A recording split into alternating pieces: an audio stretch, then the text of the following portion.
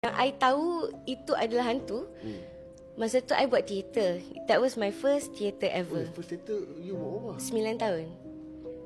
Macam 3 dah buat teater bai? I buat teater musical Suzana 60-an dekat Istana Budaya. Studio lah. Macam 3 dah berbakat. Sebab masa tu I menari bawah arwah Pak Ngah. Pak Ngah Production dengan Sutari. So macam 3 kita semua pandai ni je. Pandai berkawat je masalahnya. Itu masa I umur 9 tahun. Lepas tu I pergi toilet. I tengok dekat cermin. Mestilah kita tengok cermin, kita ke toilet, cuci tangan semua kan. Bila I tunduk, reflection I tak tunduk.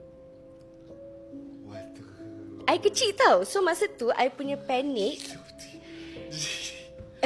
I punya panik yang macam, sebab I macam ni kan. Lepas tu I nampak reflection I tak. I nampak muka I kat situ. Lepas tu I macam bukan ke patutnya macam tu. So I tak habis cuci, I terus keluar je.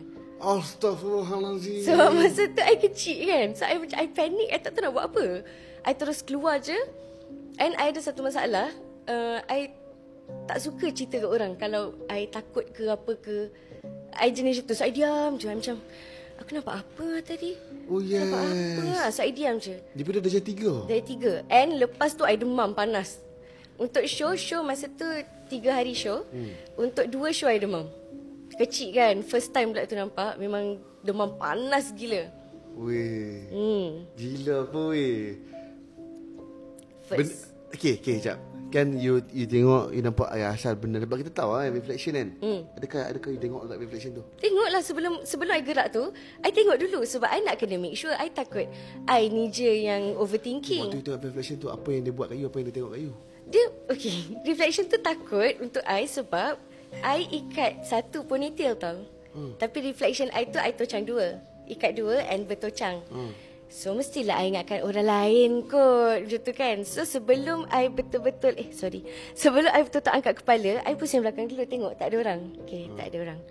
I angkat, dia tak ada senyum, tak ada apa. Dia expressionless. Tapi you tahu dia tak happy yang macam tu. Macam the energy yang dia bagi tu yang macam, kau buat apa kat sini? Macam tu.